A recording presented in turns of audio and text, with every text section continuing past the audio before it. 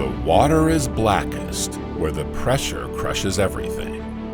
Who are these creatures that inhabit the depths? How have they managed to survive in these hostile worlds where no human can venture? Miles beneath the surface of our oceans lies a universe populated by beings of improbable shapes and extraordinary abilities. Creatures that defy our imagination, our very understanding of life itself. Dear traveler, welcome. Today we're off to discover the mysteries of our oceans.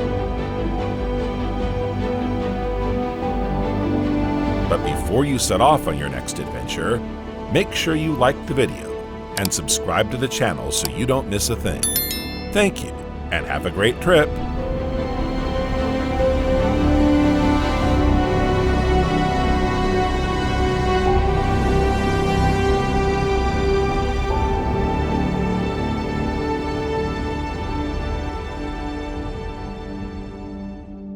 Let's start with a very attractive creature, but don't be fooled by appearances. Look, here's a multicolored mantis shrimp. It lives up to its name. Its shell is green, its head blue, and the hairs on its appendages bright red. It molts and changes carapace every 6 weeks. It lives in the warm waters of the Indian and Pacific Oceans. It can be found in coral reefs between 0 and 70 meters, or 0 and 230 feet deep, where it builds a burrow using its many pairs of legs. It nests there at night and comes out during the day to hunt. It measures up to 18 centimeters or 7 inches long. Like the spiny lobster, it has a thick dorsal carapace. It also has fast, ravenous legs. In the blink of an eyelid, estimated at 250 milliseconds for humans, our shrimp can strike 100 times. It throws its legs at speeds of 80 kilometers per hour, or 50 miles per hour. A true boxing champion. Its blows are as fast and precise as a pistol bullet. She knocks out her prey and breaks their shells. She feeds on crabs, octopus, oysters, and other mollusks. Her blows are so fast that they generate small bubbles of steam that implode immediately after they form. The water around her heats up and boils. Enthusiasts put her in an aquarium with very thick glass, and above all, alone. As you'll understand, she's not very sociable. But on top of that, it has the most highly developed color vision in the animal world. Its eyesight is more developed than ours, since it has 16 types of receptor cones compared with 13 in humans. This enables it to detect infrared, ultraviolet, and fluorescent colors. Its prominent bulging eyes can be adjusted separately, giving a 360-degree view. It can accurately measure the distance and depth of an object. She can also reflect light to communicate with her fellow creatures. But let me tell you something surprising. She's capable of detecting certain forms of cancer. According to an Australian study, its ability to perceive polarized light enables it to detect cancerous lesions and the activity of neurons. Extraordinary, isn't it?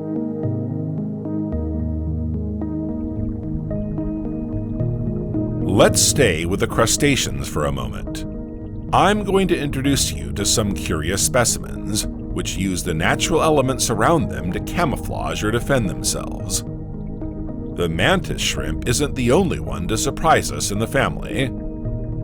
Its cousin, the boxer crab, sometimes nicknamed the cheerleader of the deep sea, permanently holds a small anemone in each of its claws.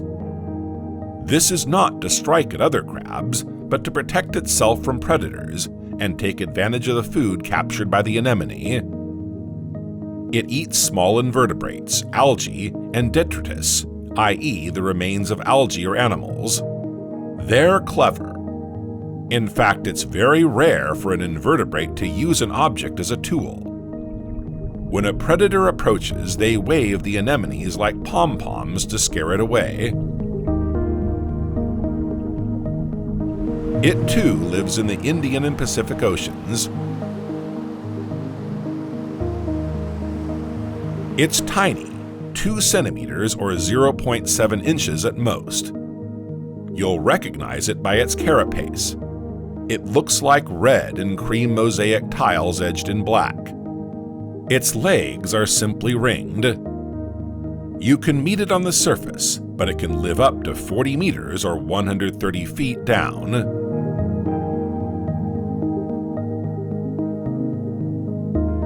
On the coasts of West Africa or the Mediterranean, you can find the sponge crab. It uses sponges to camouflage itself. This gives it a funny look and has earned it many nicknames: stone crab, Basque beard crab, teddy bear crab, and many others.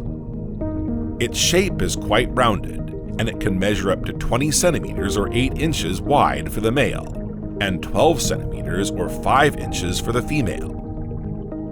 It moves mostly at night and very slowly. It wears live sponges on its head and body to repel predators. Some are even poisonous. It uses its hind legs to keep the sponge on its body after cutting it to size. Just like the decorator crab, which has hooked hairs all over its shell. These hairs act like scratches, enabling them to hang and keep in place all kinds of decorations. Obviously, it's not a fashion show, but once again to protect itself from predators. So it dresses itself in toxic algae, stinging sea anemones or whatever it finds in its environment to blend in. It's in the southwestern United States that you'll find the prettiest of decorators. It's covered with anemones, but also with tiny animals called bryozoans, which can resemble plants, fur, or gelatin.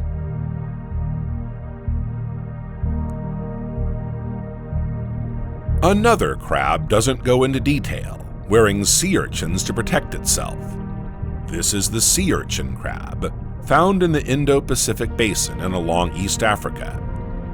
It has specialized hind legs that enable it to carry a sea urchin with it when it goes for a walk. Preferably a sea urchin with venomous spines, so it moves only with its front paws.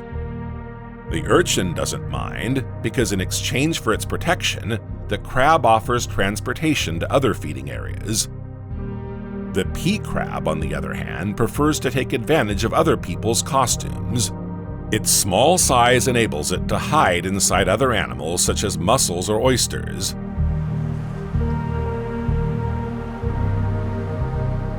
I suggest we stop here with the crabs, and since we're still close to the surface, I'll introduce you to a few species of jellyfish. Did you know that they've been around for over 600 million years?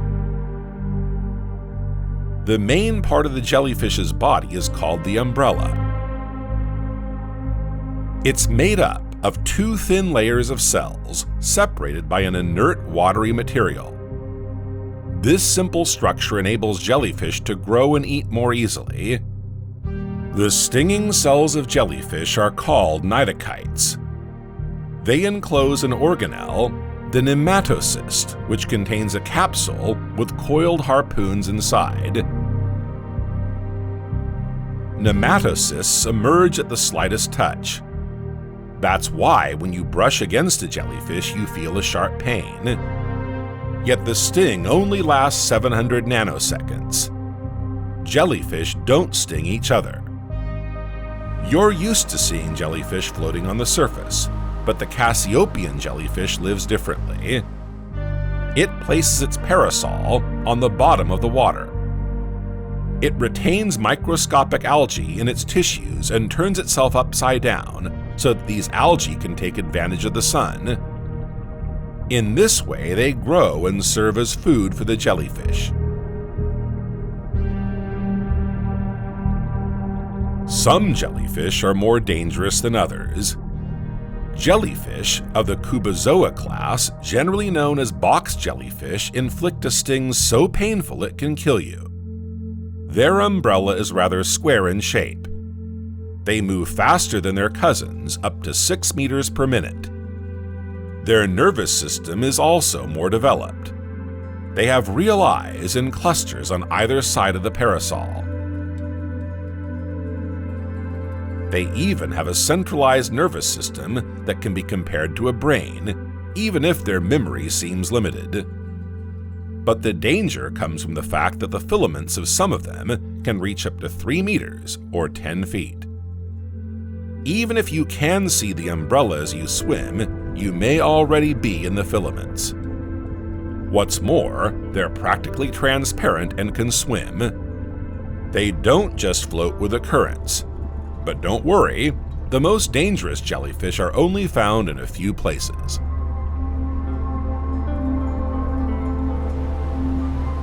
Let's move on from the warm waters of the Indian Ocean and head for the Arctic Ocean. You'd think that few species would enjoy living in these cold waters, but that's not the case.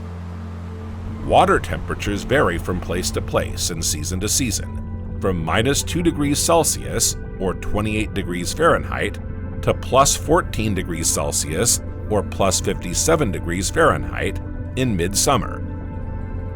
Strange creatures can be found here. Let's start with a ctenophore, found in the depths of the ocean. It resembles an elongated orange in size and color, but with 2 tiny white arms. These are tentacles. The ctenophore is a gelatinous, iridescent, slightly transparent organism. It moves thanks to 8 rows of cilia-like plates that propel it. The movement of the cilia breaks up the light as it moves, and at times resembles a rainbow. A sight to behold. A sensory organ, the statocyst, enables it to distinguish up from down. It is hermaphroditic, meaning it possesses both male and female sexual characteristics. It has no stinging cells, but sticky cells enable it to catch its prey. It feeds mainly on plankton. Along with sponges and cnidarians, it is one of the world's oldest animals.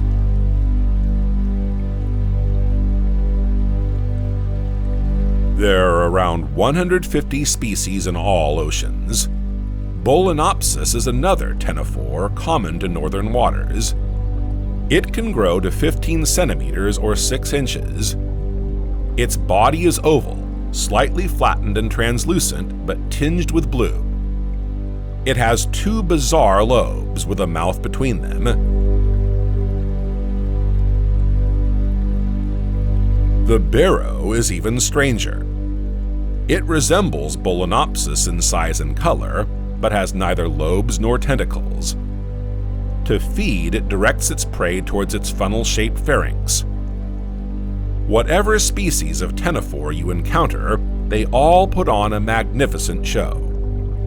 We've already talked about jellyfish, and you'll see them in the Arctic Ocean too. It's often said that they like warm water, but as you can see, this belief is erroneous. Here you can see a jellyfish of the order Narcomedusae. It has only 4 tentacles but 12 stomachs.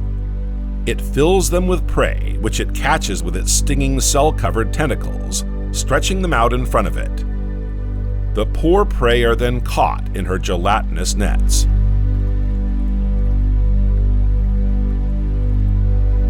If we go deeper than 1,000 meters or 3,300 feet, we'll come across another beautiful jellyfish, the Arctic red jellyfish.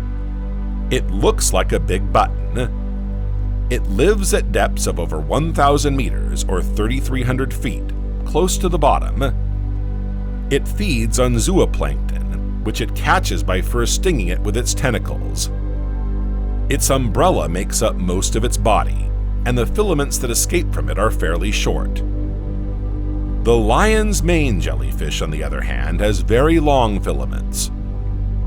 This jellyfish, found at depths of up to 85 meters or 280 feet, has tentacles up to 36 meters or 120 feet long. That's longer than a blue whale. It can have up to 800 tentacles, which resemble hair, hence its name. In the middle of these tentacles are 4 wavy oral arms.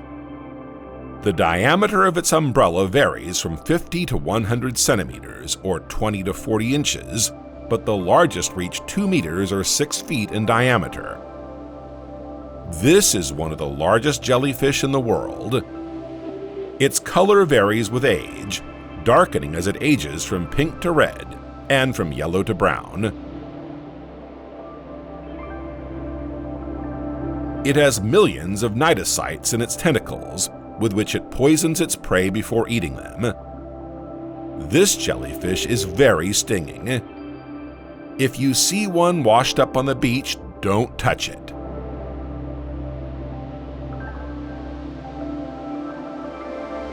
Look, here's another strange animal. It's an Arctic sea angel. It's a mollusk with a body shaped like a chili pepper. So is its size, from 2 centimeters or 1 inch to 8 centimeters or 3 inches for northern species. Its head is on the widest part. Its tail is orange to red. It has 2 fins on its flank, which enable it to hold its head up. Like most gastropods, it is hermaphroditic. Its mouth consists of 3 pairs of tentacles used to capture gastropods. It can use its radula, a rasping tongue, to open the shell of its prey and scrape out the interior. Not dangerous to humans.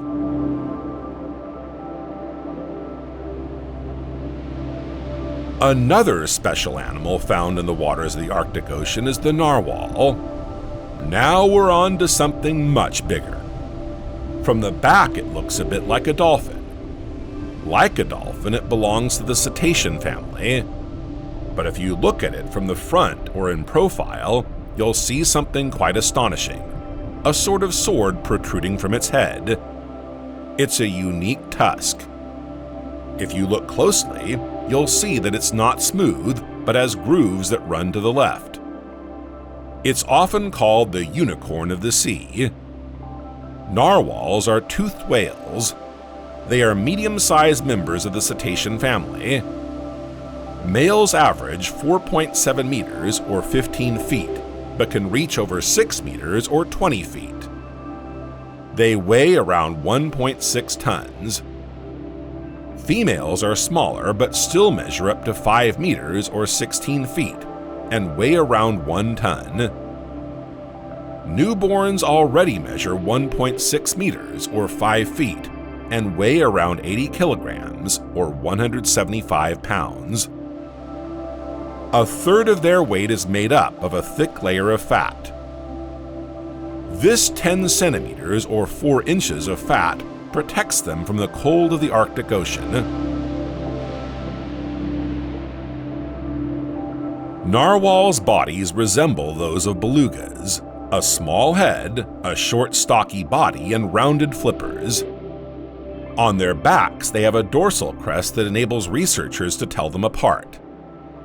The absence of a dorsal fin is thought to help them move through sea ice. Narwhals have mottled black and white, gray or brownish backs, but the rest of their bodies are white. Newborns are pale gray to light brown, developing their adult color around 4 years of age. Their coloration enables researchers to give them an age, because the older they get, the paler they become. Most live to 60. But let's get back to this strange tusk.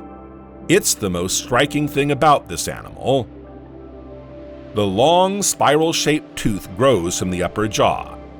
It can measure up to 3 meters or 10 feet and weigh 10 kilograms or 22 pounds. A second incisor sometimes develops as a second tusk, but most of the time it remains lodged in the skull.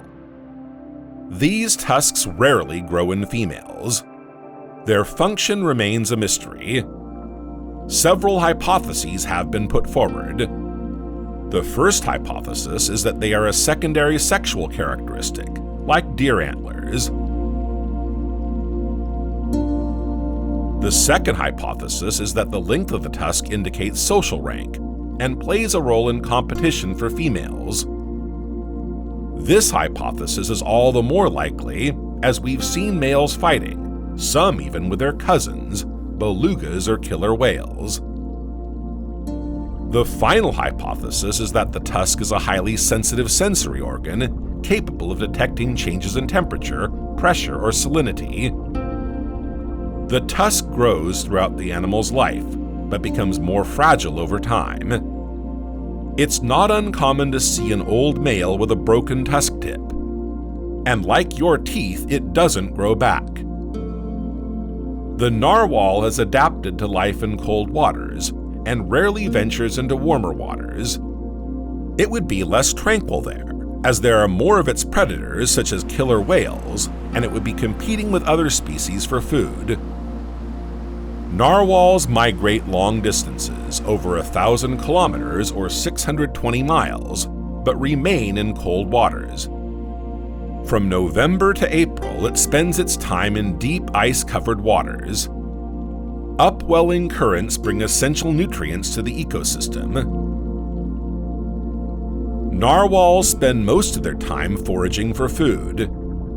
It eats pelagic fish such as polar cod and Greenland halibut, but also shrimps and benthic animals. Yes, it can dive deep.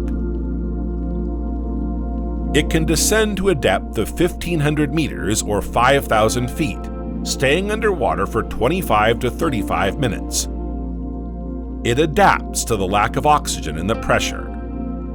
It comes up to breathe between pieces of broken ice or uses the holes held by seals. Between dives, it lies on the surface to replenish its oxygen reserves.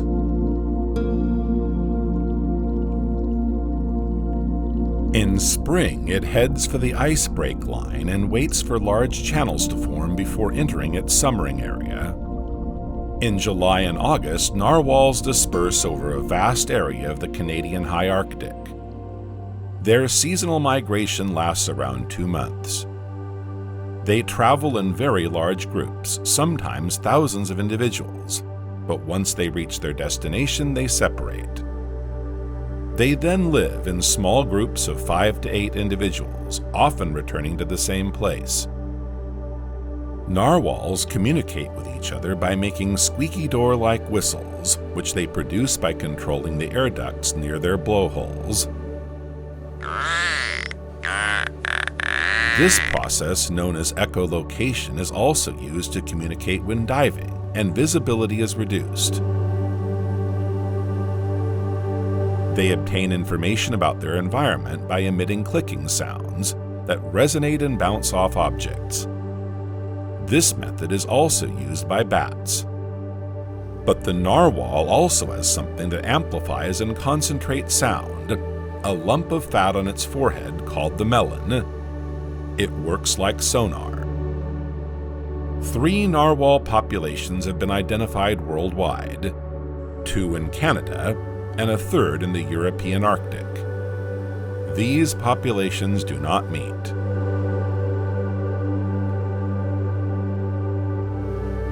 Now that you're used to cold temperatures, I'll take you deep into the ocean. There are no temperature variations. There's no light either, since we're so far from the surface that light doesn't penetrate here. This place is called the Abyss. It's estimated that the abysses start at a depth of 1,000 meters or 3,300 feet, but some ocean trenches are more than 10,000 meters or 33,000 feet deep. We're going to descend into the Mariana Trenches to observe the life there, and then we'll slowly work our way back up. You'll see that there are strange creatures on every floor. Oh look, a giant woodlouse? Not exactly, although it looks like one. It's a giant amphipod. Amphipods belong to a new species discovered in 2009 in northern New Zealand at a depth of over 7,000 meters or 23,000 feet. They exist everywhere, but don't exceed 4 centimeters or 2 inches in length. Those seen here measure around 30 centimeters or 12 inches. They seem to be suffering from abyssal gigantism. It's a little-known phenomenon, but scientists are finding animals in the abyss that are much larger than their surface-dwelling counterparts. Researchers have even discovered amphipods at a depth of 11,000 meters, or 36,000 feet, at the bottom of Challenger Deep. These are called armored amphipods because they build themselves a kind of armor. Metal like a knight's. How do they do it? By sucking in aluminum-containing materials and mixing them with chemicals from their intestines.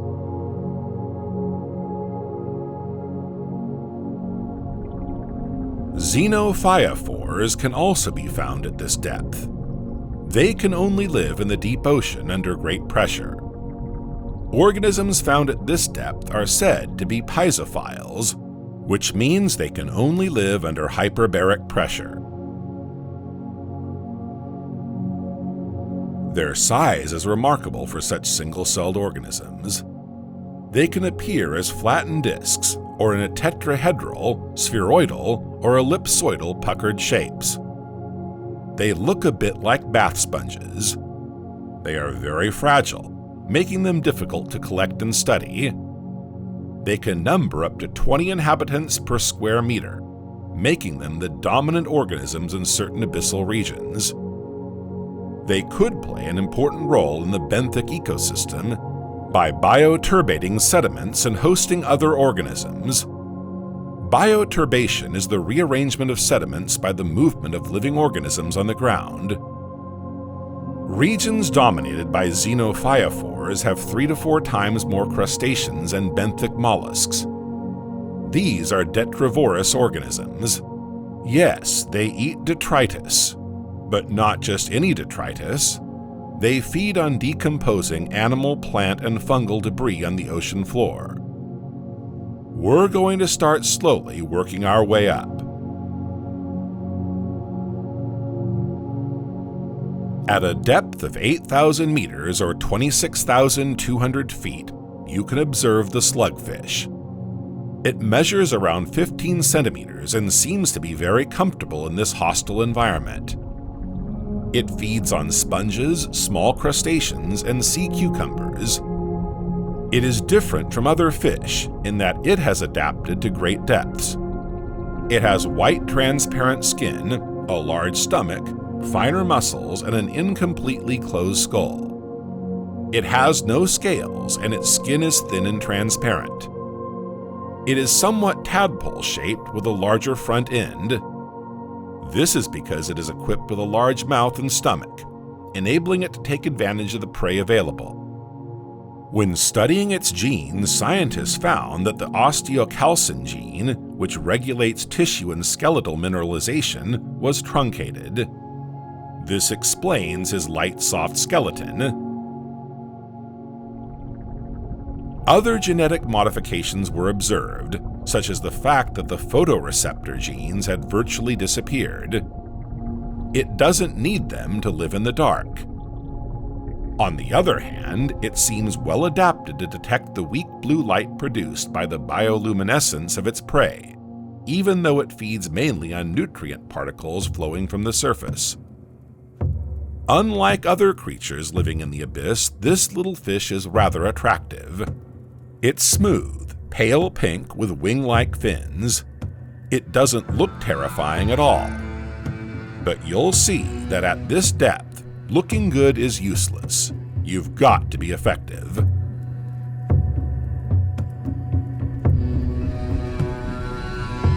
Let me introduce you to Johnson's abyssal anglerfish. Its head is twice as big as its body. Males average only 3 centimeters or 1 inch, but females can reach 20 centimeters or 8 inches. The males live on the female's hooks, attaching himself to her body, feeding on her blood and disappearing, leaving his sperm behind for reproduction. The female, on the other hand, is a terrible predator. She possesses the famous lantern, a luminous organ that acts as a lure to attract prey. It's attached to the tip of a long spine at nose level. The poor prey approaches and is swallowed up in a mouthful of long, sharp teeth that can fold back to facilitate entry. In fact, its teeth are not there to crunch, but to prevent the prey from emerging. This large mouth, combined with an expandable belly, enables it to swallow prey twice its size. Its eyes are small and covered by a thin layer of skin. All this adds up to a very repulsive overall appearance. But there are many other strange-looking fish.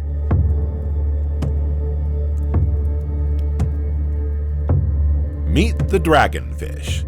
He's only 25 centimeters or 10 inches long, but to his fellow fish he's downright frightening. To attract his prey, he uses his photoluminescent beard. It then opens its mouth wide and the prey enters unsuspecting, as its transparent teeth are invisible. Being a blackfish, the prey sees nothing but the darkness to which it is accustomed, until the trap closes. It can even swallow large prey as its jaw is soft. Its teeth are 5 times sharper than those of a piranha, and they cut into flesh like butter. Even the way they swim looks menacing, undulating through the water like snakes. There are several types of dragonfish.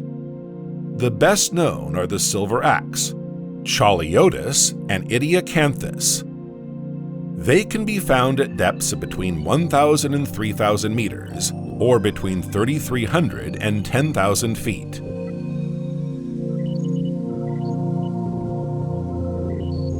At this depth and down to 5,000 meters or 16,500 feet, you can meet the ogrefish. They're called ogrefish because to survive, they have to be able to devour almost everything they come across. Food is scarce in its habitat, so it can't be picky. It lives in tropical, subtropical, and temperate waters all over the world. As an abyss dweller, it can be recognized by its terrifying mouth. Compared to its size, it is the animal with the largest teeth in the world. They're so big that it can't close its mouth completely. Its sharp teeth are used to impale its prey and thus hold it, so that it can then eat it in peace. It can swallow prey as big as itself. And yet it's not very big, 18 centimeters or 7 inches at most. Its head is the largest part of its body, riddled with mucus cavities delimited by jagged ridges. Small eyes are located on the top of the head. Its fins are small. Its scales are embedded in the skin and take the form of thin plates.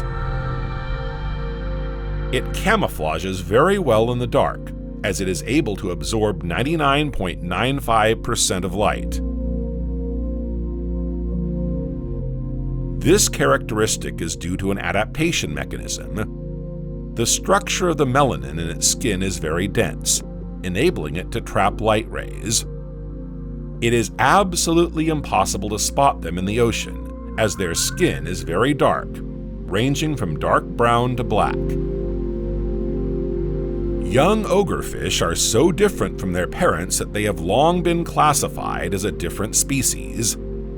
They are light gray, with long spines on their heads, larger eyes, and smaller teeth. Ogrefish can cope well with pressure differences, as they can migrate vertically with ease.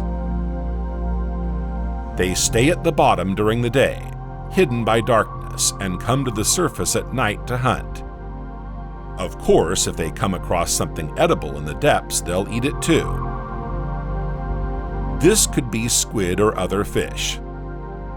As for reproduction, the frequency of spawning is unknown, but some activity has been observed during the summer. The ogrefish has planktonic larvae that it does not protect. juveniles begin to take on adult form at around 8 centimeters. Like most deep-sea inhabitants, it is suspected of slow growth.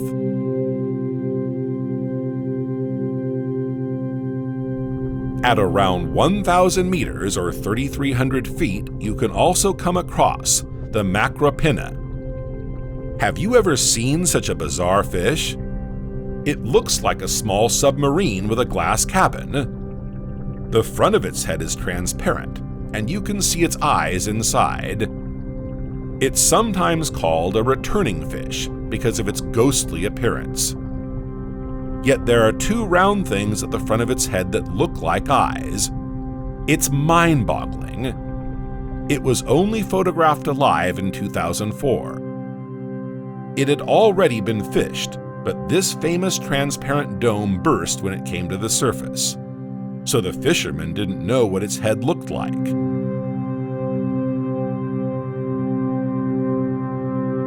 Its 2 large green barrel-shaped eyes are located inside the skull.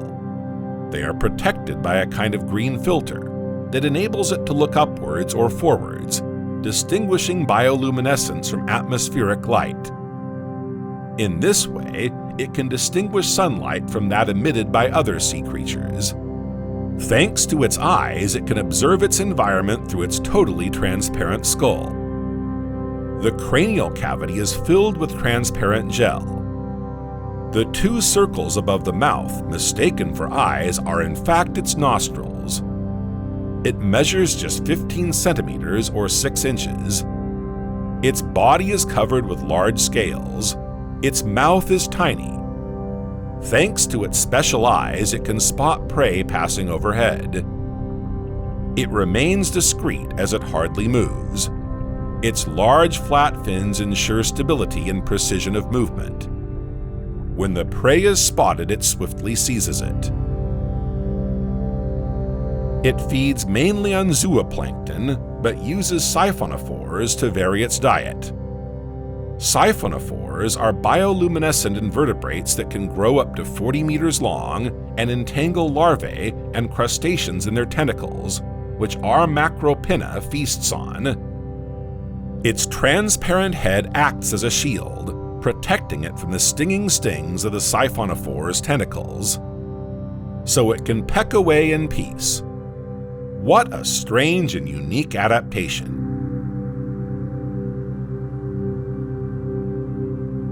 After the phantom fish, let me introduce you to the phantom jellyfish. Real name, Stygiomedusa gigantea, it lives at depths of between 1,000 and 6,000 meters, or between 3,300 and 20,000 feet, in all the world's oceans except the Arctic. Like many deep-sea animals, we don't know much about it, because when we bring it to the surface, it becomes flaccid and gelatinous. Its bell-shaped umbrella can be over 1 meter wide, and it has 4 long mouth arms. What kind of weirdness is this? Its draped arms can measure up to 10 meters or 33 feet. They have no stinging tentacles and appear to be used to capture prey, mainly plankton and small fish. This jellyfish is one of the largest invertebrate predators in the abyssal ecosystem. Its color is a dark red evolving to black. Its ghostly appearance comes from the fact that it is so large, and its arms wave in the currents like a large sheet. We haven't seen her very often, but when we do, she's accompanied by a small fish, the Thalassobathia pelagica. The fish receives the jellyfish's protection, and in exchange rids it of parasites and associated diseases.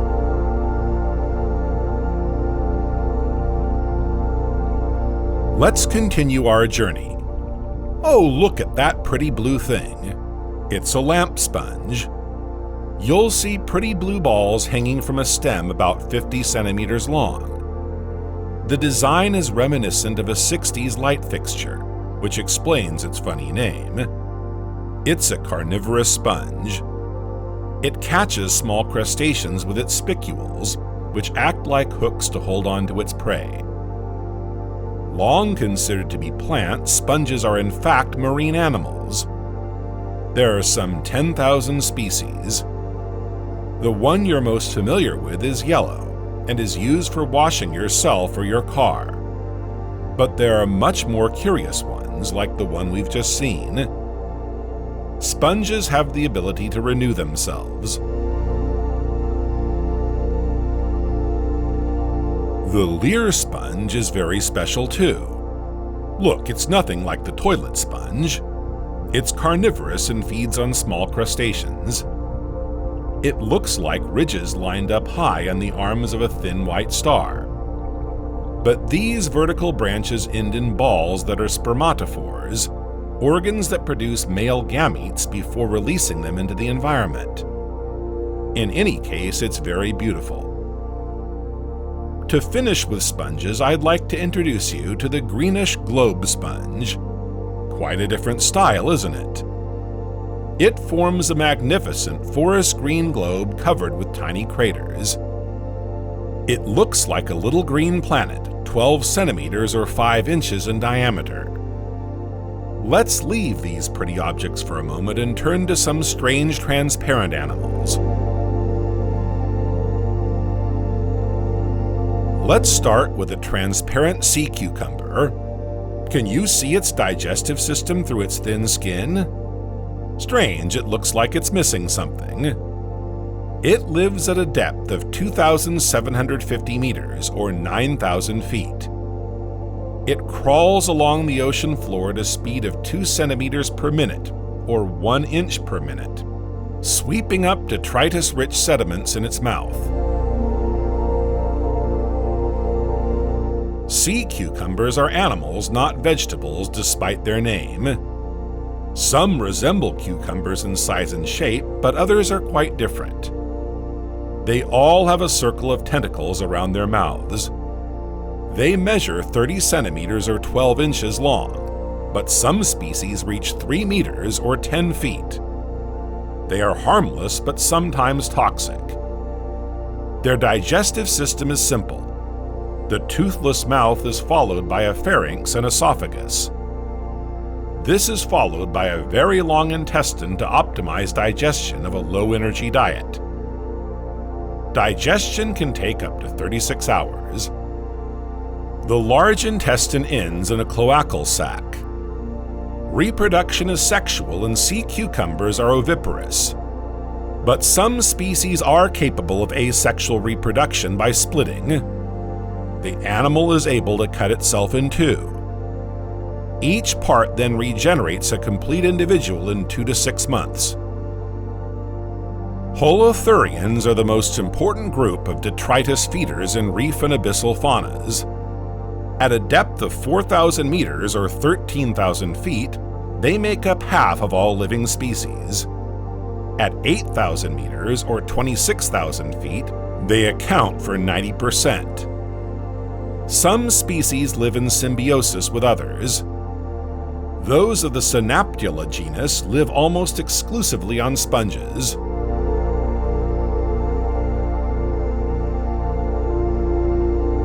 After the cucumber, let me introduce you to the sea scalp. These are pelagic tunicates. They have what's known as a tunic, produced by the epidermis and covered by a cuticle that protects the external organs. They move strangely by contraction.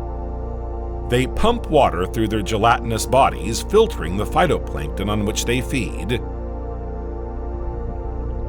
By expelling water from the back of their bodies, they propel themselves forward. Salpidae are found all over the world. They can be seen at the surface, individually or in long thread-like colonies. But the greatest concentrations are found in the Antarctic Ocean, where they can form enormous swarms. They measure up to 10 centimeters or 4 inches. They resemble jellyfish in consistency, but are closer to simple vertebrates.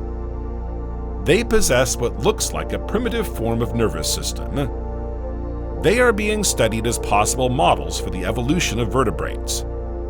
They are the most efficient filtering organisms known, and are thought to play an important purifying and sanitary role. They also play an important role in the CO2 absorption cycle of seawater in the seabed. As they sink, their corpses and excrement contribute to the sedimentation of carbon. They are themselves an important food source for many fish. The mola mola sunfish is particularly fond of them.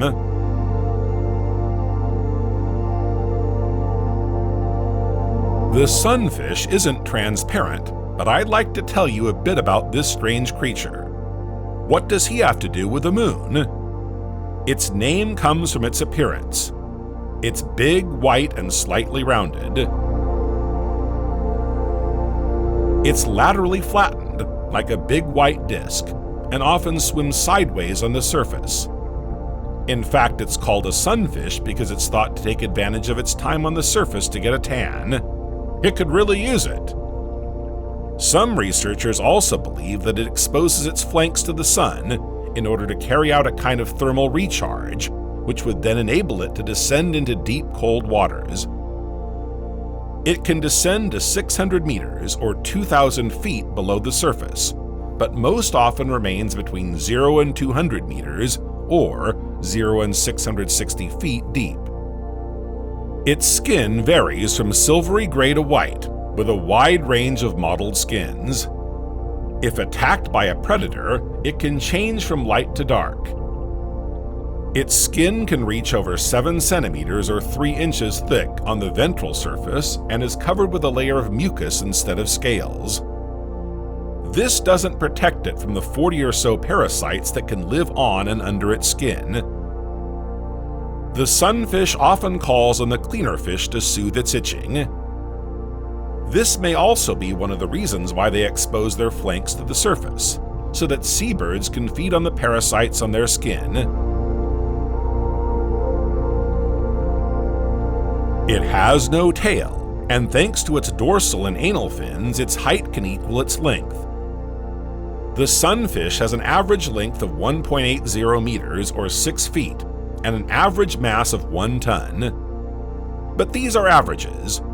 In December 2021, in the Azores, a specimen measuring 3.60 meters or 12 feet in diameter and weighing almost 3 tons was caught. The strange thing is that its growth never stops. The more it eats, the bigger it gets. This bizarre animal can be found in tropical and temperate waters all over the world. It feeds mainly on jellyfish, which it consumes in large quantities due to their low nutritional value. It also eats squid, small crustaceans, and small fish. Its beak-shaped teeth enable it to break solid objects. It also has pharyngeal teeth, located in the throat, which shred food before it reaches the stomach. The mole, as it's also known, can lay up to 300 million eggs in a single season. This is a record among vertebrates. Its fry resembles small hedgehog fish, a ball full of spines. The spines disappear in adulthood. It is not an aggressive fish and poses no danger to humans.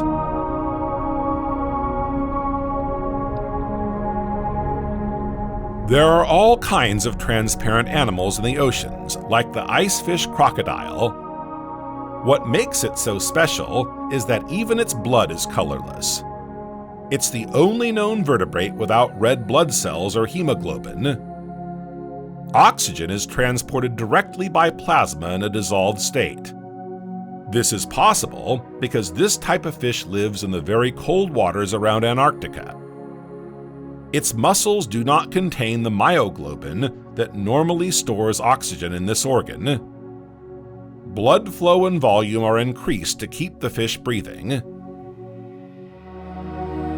Its blood even contains proteins that act like antifreeze. Surprising, isn't it? This animal has adapted to extreme cold. It lives in waters as cold as -1 degree Celsius or 30 degrees Fahrenheit. These waters don't freeze at this temperature because they're salty, but fish that are less salty should freeze. Its proteins prevent it from ending up frozen. It can live without hemoglobin, as it is not very active, and lives in an environment where oxygen is more present than at the surface. To feed, it sits on the bottom and waits for prey to swim by. It eats mainly other fish as well as krill and crustaceans. But what does it look like? It's transparent. You can see his brain through his skin. It has a long jaw with lots of teeth, which is why it's called a crocodile fish. It also has large eyes. It usually measures up to 50 centimeters or 20 inches.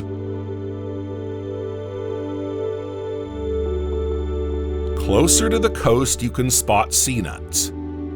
They're also known as American jellyfish, and it's true that their appearance is reminiscent of a jellyfish.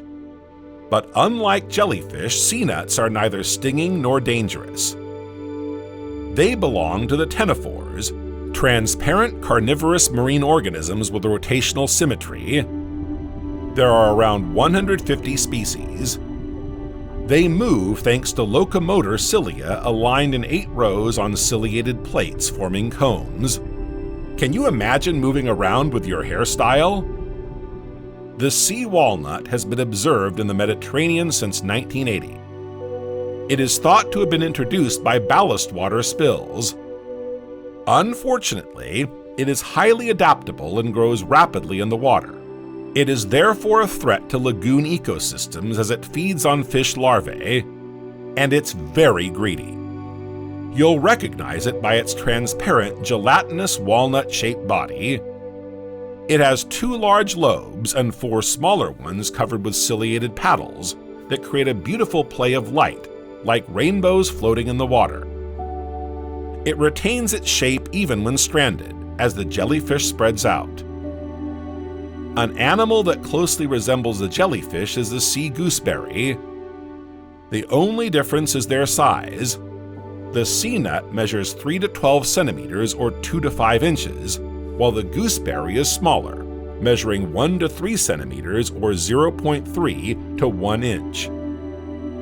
You can see them in summer, but especially in spring, as they feed on zooplankton, which is abundant at this time of year. They're part of the plankton themselves, so they can't fight the current, and sometimes end up washed up on beaches. You'll have noticed that there's a huge variety of transparent marine animals.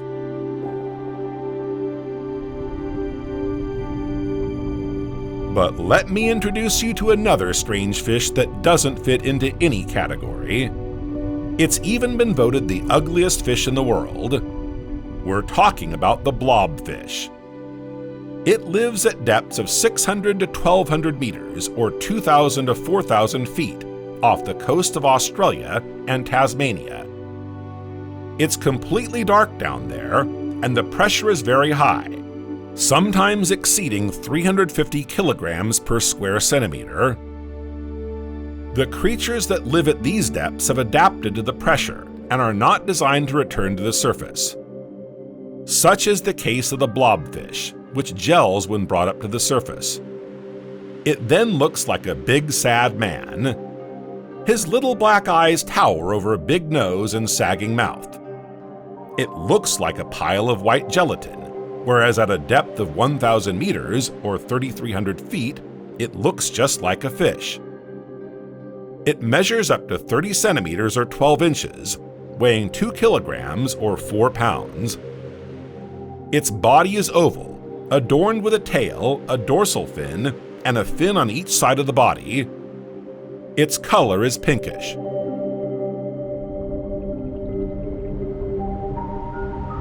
The blobfish floats a few centimeters above the bottom thanks to its flesh, whose density is slightly lower than that of water. It can remain motionless for up to 4 weeks, waiting for prey to pass close to its toothless mouth. Small bumps on its tongue enable it to scrape food from the ocean floor. Since it moves very little, it has almost no muscles. It feeds on crustaceans, sea urchins, various mollusks, and, above all, marine snow. We know them because some have been caught by chance and brought up in trawler nets.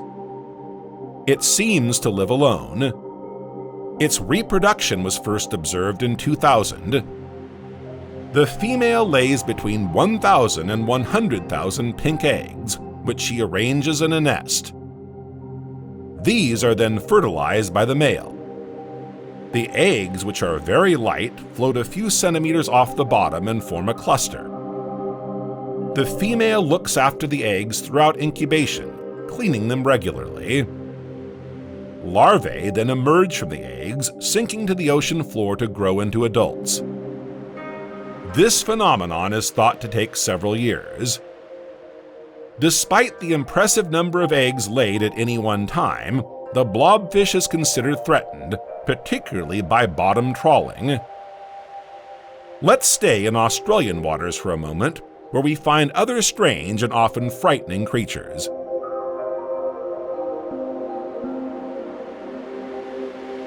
The pelican eel, for example. It's a long fish like an eel, but with a very large lower jaw that can inflate like a pelican's beak pouch.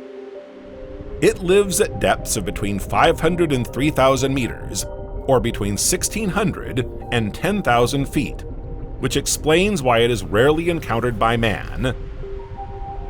Only a few researchers have been lucky enough to catch a glimpse of it. They have observed that it is very active in its search for food. She stalks her prey and inflates her head to have a better chance of swallowing them, especially when they are large. She's not afraid to swallow prey that's bigger than she is. Behind its head, its long, slender body can measure up to 1 meter, although most species measure between 50 and 70 centimeters. Speaking of long, slender bodies, here's the regolith. It too is all length. It's almost a legend. Few people have seen it, but many talk about it.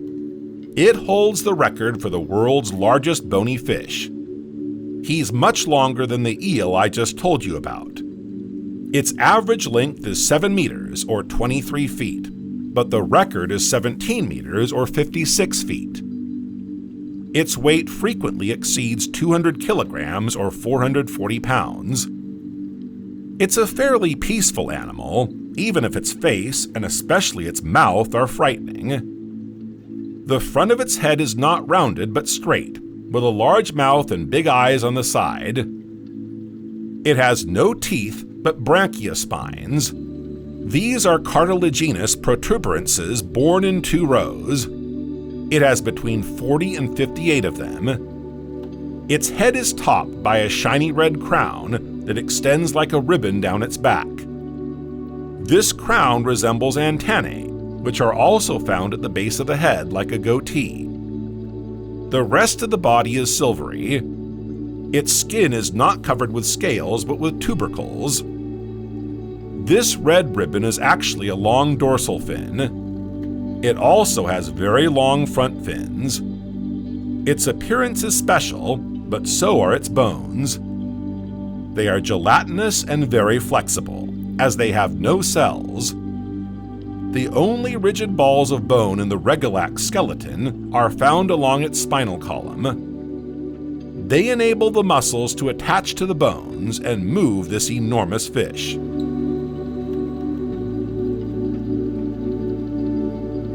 The regolith feeds on small fish and mollusks, but what's most surprising is what it can do when it runs out of food. To save energy, it simply discards a part of its body. A piece of his tail, to be precise. He doesn't really need it, since all his vital organs are grouped together at the front of his body. Nor does it use its tail for swimming, since it moves vertically thanks to an undulation of its dorsal fin.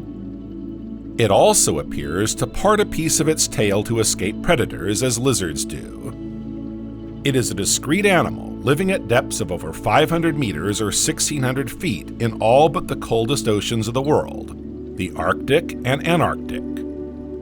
It spawns from July to December. The eggs are tiny, measuring 2.5 millimeters in diameter. Together with the fry, they form part of the plankton and live close to the surface. Let's leave the regolith to haunt our oceans and legends and get closer to another fish with a funny head.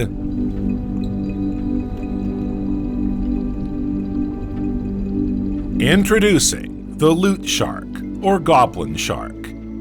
We're not sure what's most frightening about it.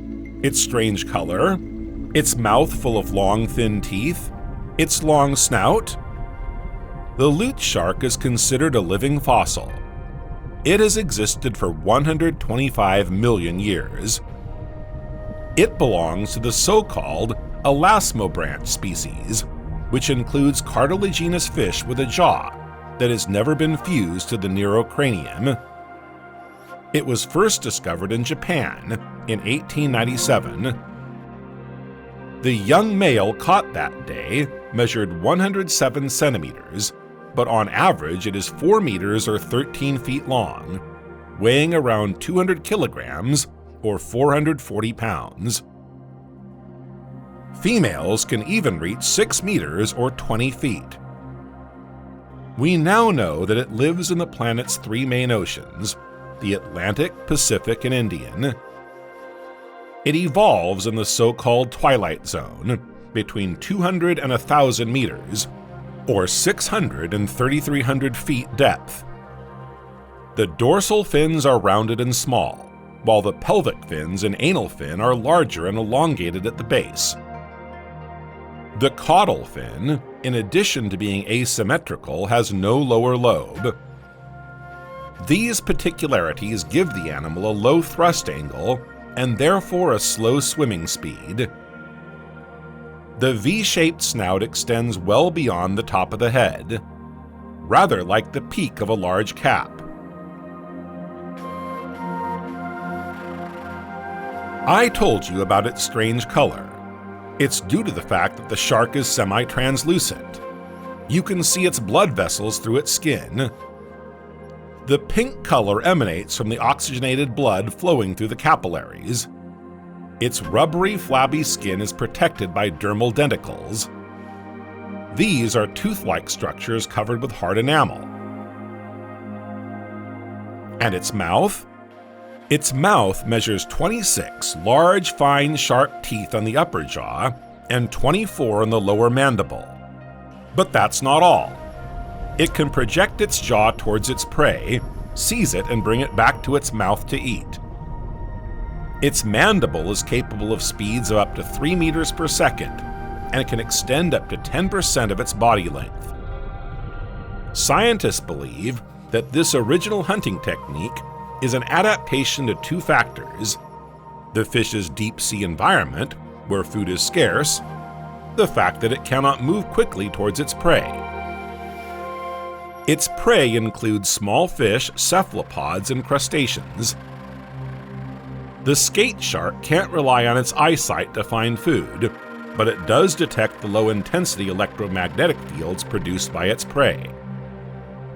These are emitted by the heartbeats of animals buried in the sand. The shark is equipped with ampullae of Lorenzini, tiny electroreceptors located along its snout. These sensory organs are characteristic of cartilaginous fish. What do we know about reproduction? Well, not much. No pregnant females have been found. It is thought to be ovoviviparous. Embryos grow during gestation, hatching inside the mother and developing by eating other eggs. Once formed, the mother would expel the young, and they would fend for themselves from birth. Despite its frightening appearance, the skate shark is not aggressive towards humans. It remains a mystery to us. I've shown you a lot of unpleasant-looking creatures, but there are also some very cute animals in the oceans.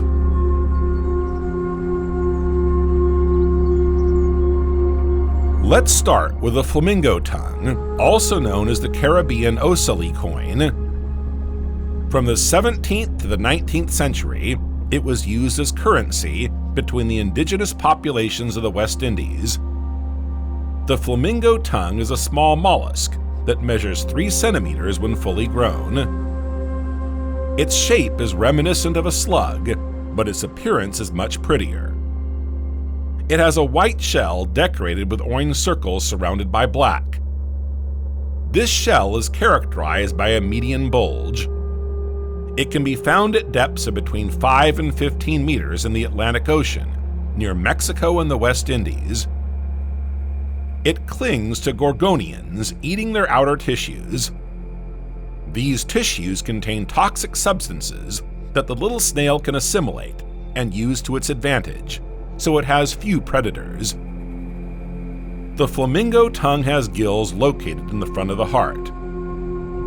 It attaches itself to gorgonians to eat, but also to lay its eggs, which are then wound in a spiral around the coral's branches.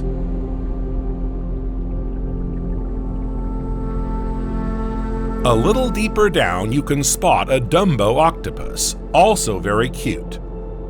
The scientists who discovered it were gaga over it. Like the famous elephant, it moves by waving two ear-shaped fins. It seems to fly through the water, but it can also propel itself thanks to its 8 legs linked by an umbrella-like veil of skin. There are more than a dozen Dumbo octopuses, which come in different shapes and sizes. Most species measure 30 centimeters or 12 inches, but some reach 2 meters or 7 feet in length. Dumbos don't produce ink, but like all octopuses, they can change their skin color at will. They live at the bottom of the Atlantic and Pacific Oceans, between 1,000 and 4,000 meters, or 3,300 and 13,200 feet deep, in total darkness. This explains why we know so little about this animal. We've only had a few opportunities to meet it. It has a carnivorous diet, feeding on crustaceans, bivalves, and worms, which it swallows whole. Don't let them escape. Food is scarce down here. The Dumbo octopus is unique in that it has no mating season. Females are fertile all year round. The male carries a sperm sac and a separate protuberance on one of the tentacles. After mating, the female can store the semen until conditions are right for the reproductive process. She then deposits the eggs on a hard substrate such as small rocks and watches over them until they hatch. The newborns are sufficiently formed to survive on their own after hatching. Its lifespan is estimated at between 3 and 5 years.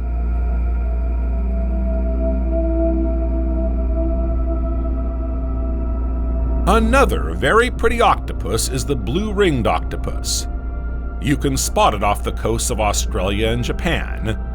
But beware, it's as pretty as it is dangerous. It's quite small, 15 centimeters or 6 inches, and weighs about 100 grams. Its color is light, beige, or pale yellow, but when it feels threatened, it conjures up 60 blue rings surrounded by black. She activates the light from these rings by contracting the muscles around them.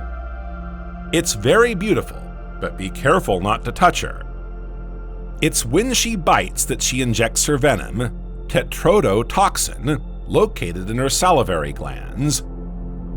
This venom blocks nerve impulses, causing respiratory distress and then respiratory arrest.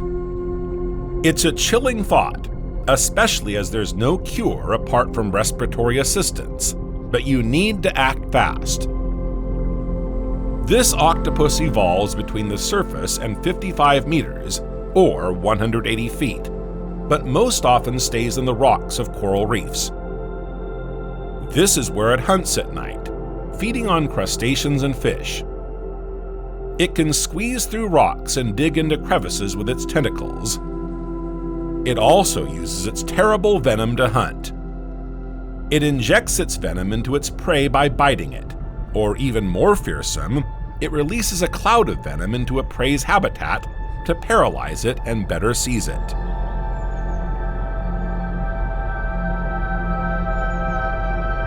She's not the only one to possess this weapon. The famous Japanese fugu fish is equipped with the same venom. It's also known as a pufferfish, because when it feels threatened, it inflates like a balloon to scare off its enemies. This tropical fish thrives in the world's warm waters and coral reefs. It lives at depths of up to 32 meters or 105 feet and enjoys sandy, detrital bottoms.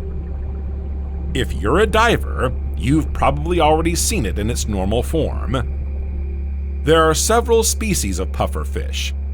The masked pufferfish, which wears a mask, or rather black spots around its eyes, the striped pufferfish, with longitudinal yellow stripes, the brightly colored marble pufferfish, the giant pufferfish spotted with brown, and many more. There is no sexual dimorphism. Males and females are identical.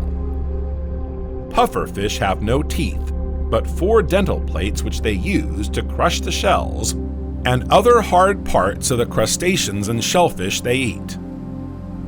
As they are rather slow eaters, they also feed on zooplankton and algae. Their jaws are extremely powerful.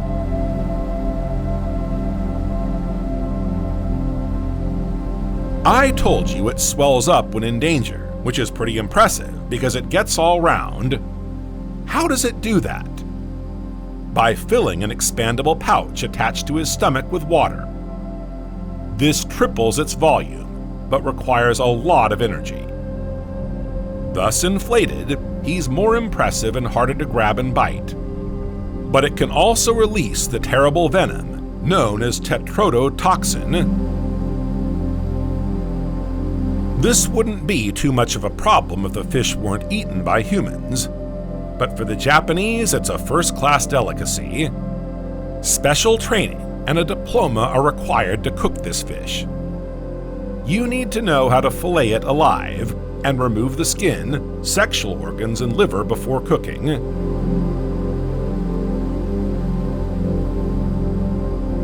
Our journey is already drawing to a close. We've met all sorts of strange creatures. Fish, of course, but also jellyfish, gastropods, crustaceans, and sponges. We've traveled through very cold waters, where some fish are so adapted that they don't freeze. We've traveled in very deep waters, where the pressure is enormous and deforms bodies. But wherever our submarine went, we always came across life. All the creatures we encountered are different because of their adaptation, their shapes, colors, ways of feeding or moving around. It's how they function, how they survive. All these creatures are part of the great ocean system.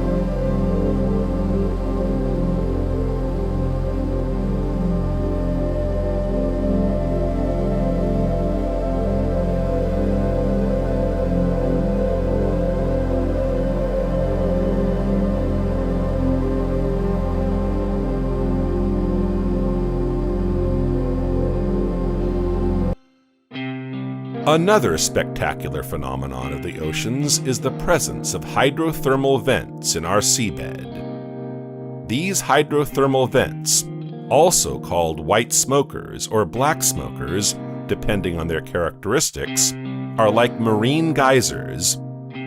But contrary to volcanoes, it is not the approach, but the distance of the plates that is at the origin of the manifestation of hydrothermal vents.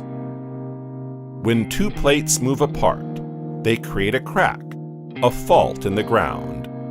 The magma and gas are then in direct contact with the seawater. The extremely hot, about 1200 degrees Celsius, or 2192 degrees Fahrenheit, meets the extremely cold, 2 degrees Celsius, or 35.2 degrees Fahrenheit, only in some areas.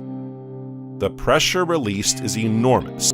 I suspect that this rather unfriendly environment at first glance makes you uncomfortable. But there are a few species that you absolutely must meet before going any further to the surface of our oceans. I would like you to see with your own eyes the phenomenon of chemosynthesis and the extraordinary food chain that persists in such an environment. Here it is, a Pompeii worm. It lives near the dorsal of the eastern Pacific. This amazing animal is able to use its environment to survive. It builds a calcified tube and protects itself inside from the heat produced by the smokers. Despite this protective shell, the temperature can reach 80 degrees Celsius or 176 degrees Fahrenheit. This is probably the most heat-resistant creature we know, both on land and at sea. Other worms, such as the giant tube worm, live in these extreme environments. This colony counts no less than 200 individuals per square meter. Brown in color and measuring up to 2 meters or almost 7 feet, this creature has no mouth, no intestine, and even no anus. And yet, it manages to survive and even reproduce. What you see first is the tube in which it nests, but the body is inside, perfectly protected. It too lives near the hydrothermal vents. To survive, the worm uses what scientists call symbiosis. The worm has a trophosome. This organ hosts bacteria. These bacteria need the worm to feed, and that is why they have taken up residence inside the giant tube worm. But the tube worm takes full advantage of this cohabitation. Bacteria can synthesize sugar from hydrogen sulfide, carbon dioxide, and oxygen released by the chimneys, which the worm is absolutely unable to do. However, these sugars form its diet. Without this, it is the death assured. It cannot feed itself. Finally, the sulfo-oxidizing bacteria and the tube worm found each other perfectly. There are many cases of symbiosis such as this one, near the chimneys and the abysses. Look who's walking by, a shrimp. It is completely blind. But what use would it be to him, the sight in this environment, where the darkness reigns in master? Anyway, this little sea creature also benefits from symbiosis. You will see that it too has adapted to its natural environment in an equally extraordinary way. It hosts bacteria and feeds its hosts, while the latter provide it with plenty of food. It uses the same process as the worm we met a few meters away. You have probably heard of photosynthesis for plants. Well, these batteries use another process that scientists call chemosynthesis. It's a process that is very similar to photosynthesis. Without oxygen or light, nature has adapted. From non-organic elements, these creatures are able to create organic elements, and thus provide assimilable food for their hosts. Chemosynthesis is an essential element of the underwater food chain. Many species depend on this first branch. Without them, no life would be possible in the deep sea. Nature is definitely incredible, don't you think? With so little light and oxygen, with such pressure and such temperatures, life is nevertheless possible. But if the ocean is full of life, of extraordinary creatures, each one more amazing than the other, it is also home to animals that are, to say the least, frightening.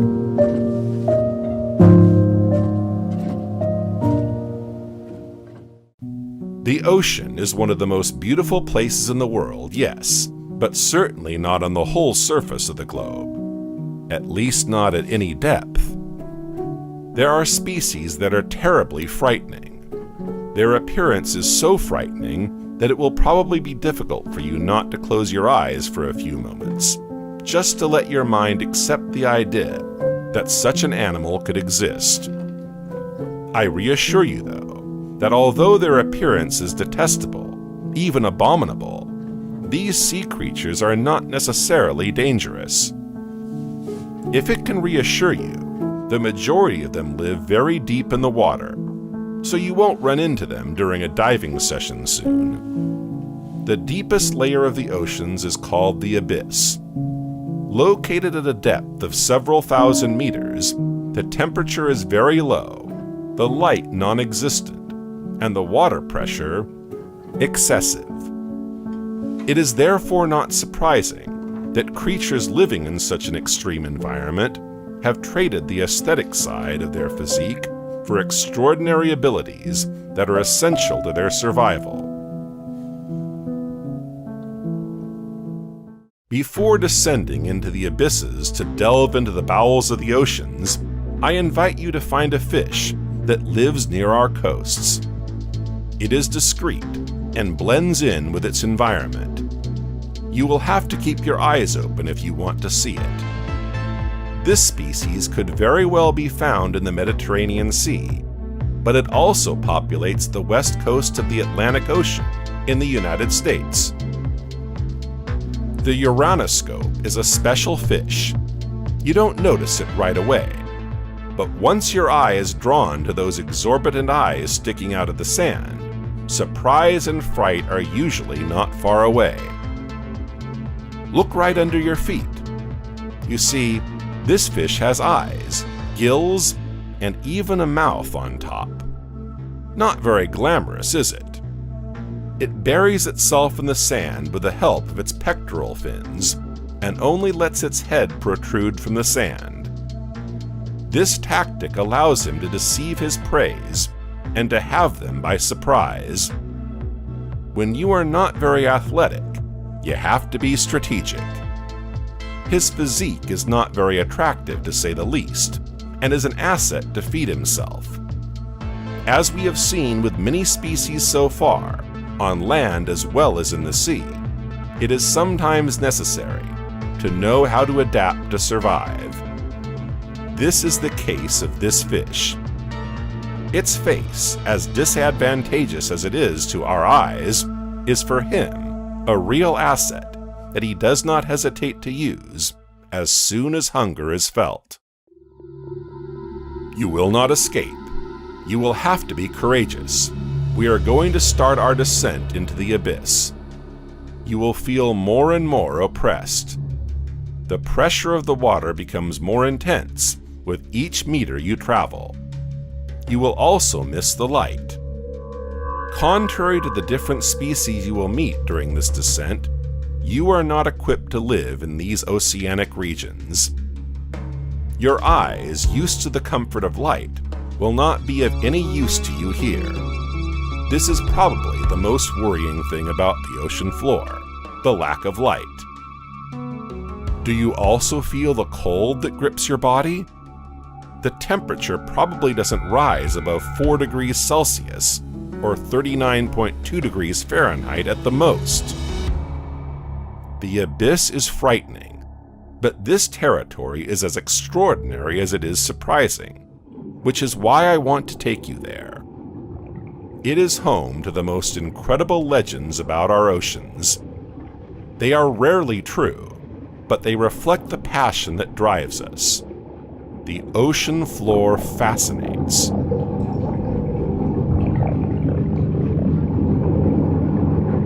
We are currently about 1,000 meters or 3,200 feet deep. Here is the first candidate of our list of the most frightening animals, the scaled dragon. It measures barely 16 centimeters or 6 inches, and yet its appearance could scare the bravest and most reckless among us. Elongated and black body, extensible jaw, disproportionate teeth, mobile barb, glassy eyes. Each part of the body is so abominable that the whole gives a frightening appearance.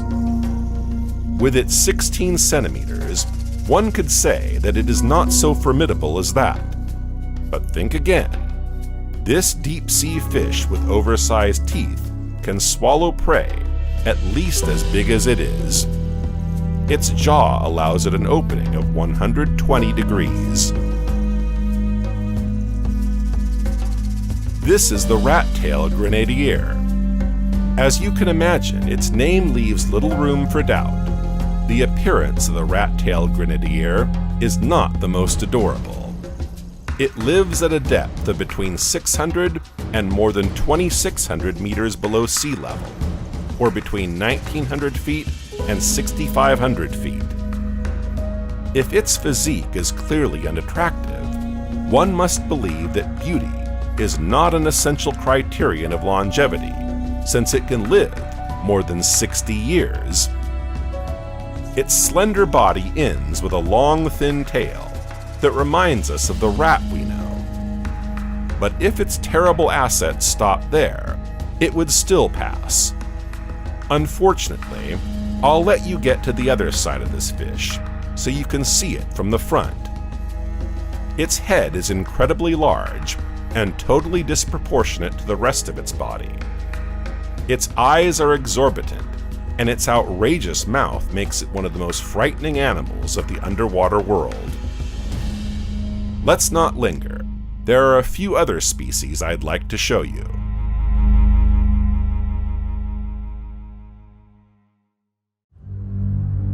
Are you ready to go down a little further into the depths of the sea? The abyss awaits you. It's hard to hold back a scream when you see a damsel. This being seems to be a zombie fish, a real undead finned fish. Its appearance is similar to the eel we know, but its skin is so pale, almost transparent, that it is difficult at first sight to make the connection between these two distinct species. Often confused with fish larvae, the dunny seems not to be completely finished, and yet it is indeed an adult specimen that you see there. The skeleton, the muscles, and certain organs are however underdeveloped, like the eyes, for example. It is for this reason that its appearance is so frightening. It is nicknamed the blind eel. In its defense, in such an environment, its body must be armed to survive. Good eyes would be of no use to her here. On the other hand, his body must be able to withstand an incredible amount of pressure.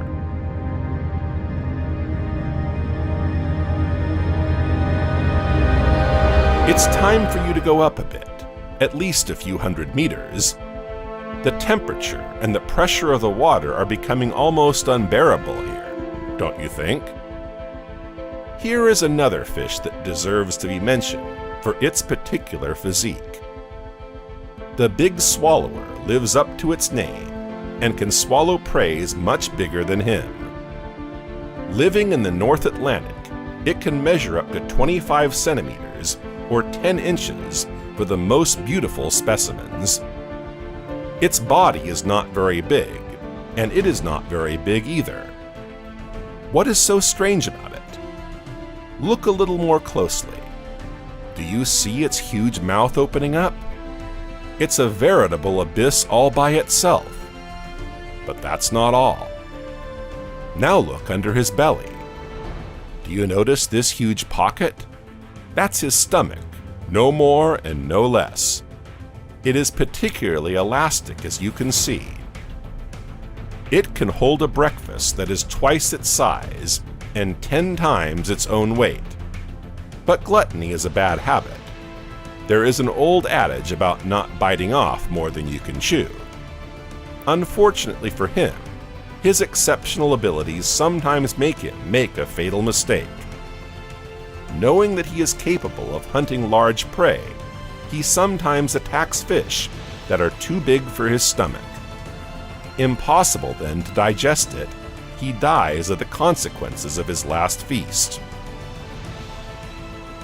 Before ending with one of the most frightening fishes ever, I suggest you to meet a marine creature with less atrocious characteristics. The brittle star is much less charming than its cousin the starfish at first sight, and much stranger. Look at its body. We recognize a nice star shape in the center, but long limbs surround it. With her, everything seems to be in 5 copies. Equipped with 5 jaws, it is also provided with 5 long arms, which help it to move in water. They are very flexible and a real asset for this marine creature. It is at ease in its environment and moves quickly according to its desires. When it is in motion, it seems to offer a real aquatic ballet. It is time for you to meet the emblematic animal of the abyss, the abyssal anglerfish.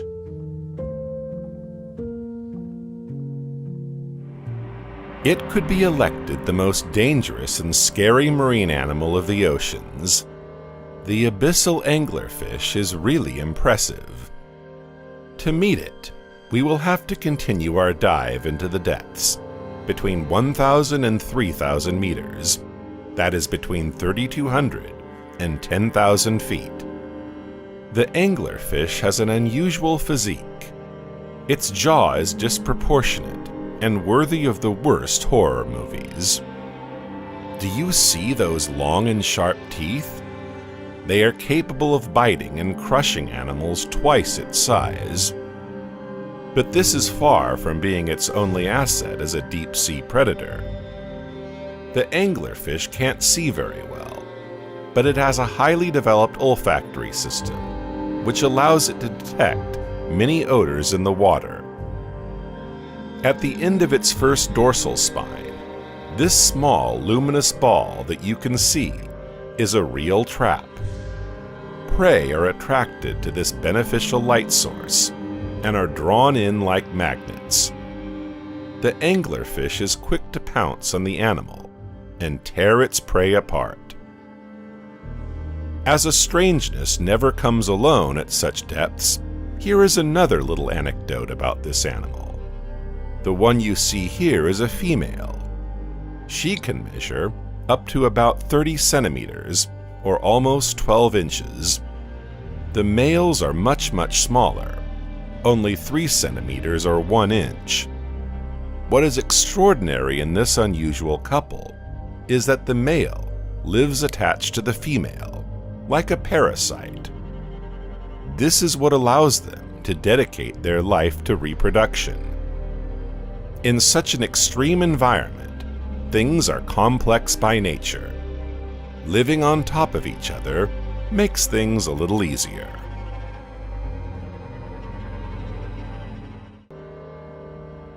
The creatures we have just seen are frankly not the cutest there is. We were far from the wonderful world of Nemo, it must be said. However, there is one thing that we must underline.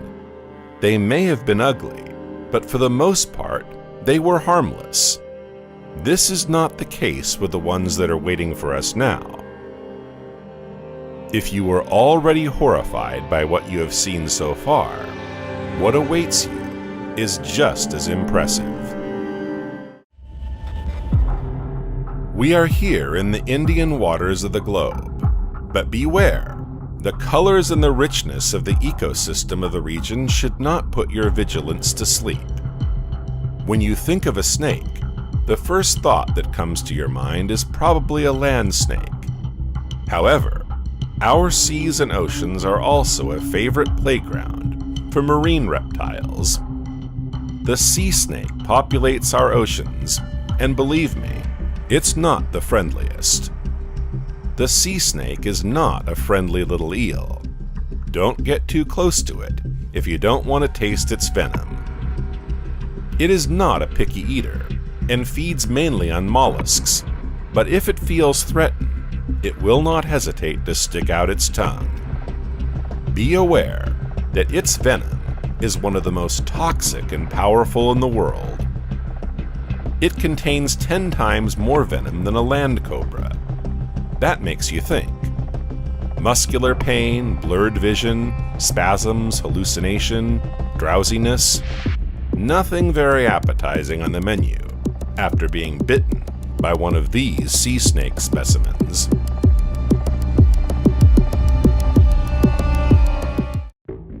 Here is another creature that is widely talked about on the web, and rarely in very good terms. The barracuda is a species of fish that lives in tropical waters. Elongated body, impressive jaw, teeth in the shape of fangs, 50 kilograms or 110 pounds, and 2 meters or 7 feet long. Its physique speaks for itself. It does not have the appearance of a pretty clownfish. In spite of its impressive physique, it is especially its character that you must fear. It is known for its aggressiveness, and it does not hesitate to attack humans if they cross its path. In view of its impressive jaw, I let you imagine the size of the bites it is capable of. It is one of the most aggressive and feared fish. It is known for its temperamental and impulsive side. We are still in the Indian Ocean, and in spite of the incredible beauty of the seascape in front of you, I would like to tell you about this little animal that is right there in front of you. This is an octopus with beautiful colors. It seems almost endearing at first sight. 100 grams for 10 centimeters. It is a featherweight of the oceans. But beware of appearances. Unlike the barracuda, it is rather friendly, but it is also formidable. Brown or gray in color, you will notice that it has the ability to change color.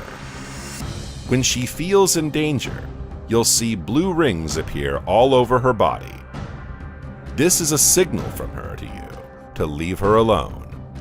It is better to listen to her advice and not to insist on getting too close to her. It would then realize its very powerful toxic venom, capable of killing a man in less than 30 minutes. The salivary gland contains enough venom to kill more than 20 people. The least we can say is that this little octopus is perfectly equipped to defend itself.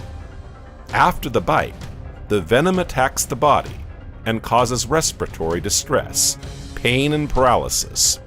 It's certain death for its victim. The only positive point in this encounter is the non-aggressive side of the octopus. It attacks only when it feels in real danger. You can observe it at your leisure, as long as you respect its vital space and do not show any sign of attack. We could not talk about the most dangerous animals of the marine world without mentioning the great white shark. The movies have made a lot of noise about it, and have painted a rather negative picture of this god of the seas. It lives in the deep waters of our oceans, and does not come close to the coast. This should be enough to reassure you. You don't risk to meet him when you go swimming. Its physique is impressive. As you can see, the animal reigns supreme in this part of the ocean. It measures 6 meters long, or 20 feet. But it is without a doubt its jaw that is the most striking. 300 perfectly sharpened teeth are inside. To put your mind at rest, I would like to specify that its favorite food is not man, but seal, cetacean, or sea turtle.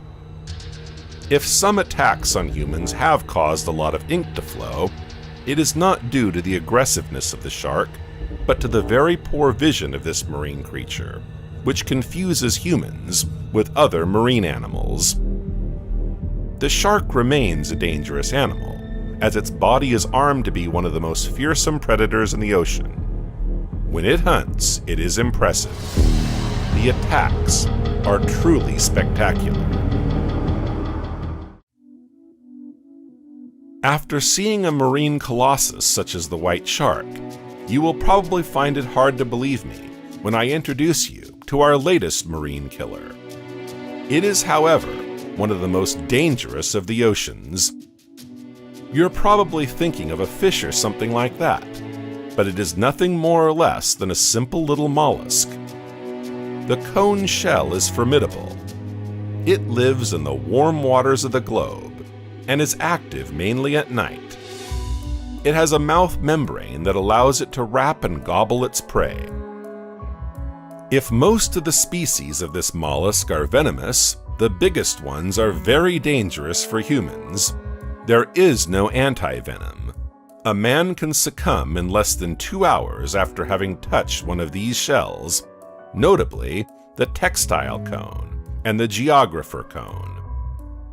The venom of this mollusk is a real cocktail poisoned.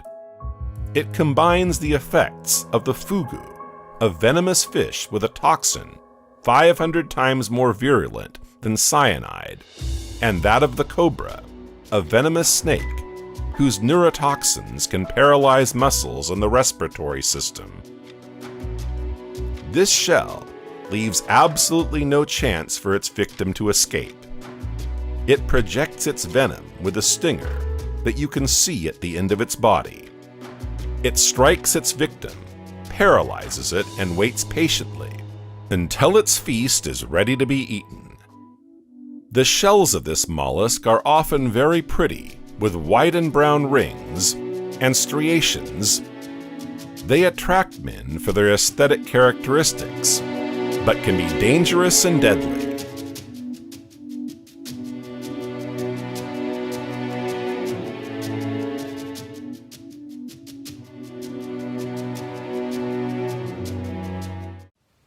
Now it's time for you to leave this scary world and see all the beautiful things the ocean has to offer. Because yes, it can be hostile and dangerous at times, but it is also incredible, wonderful, and exceptional. Not all marine animals are scary or dangerous. Some are very friendly and warm, even with humans.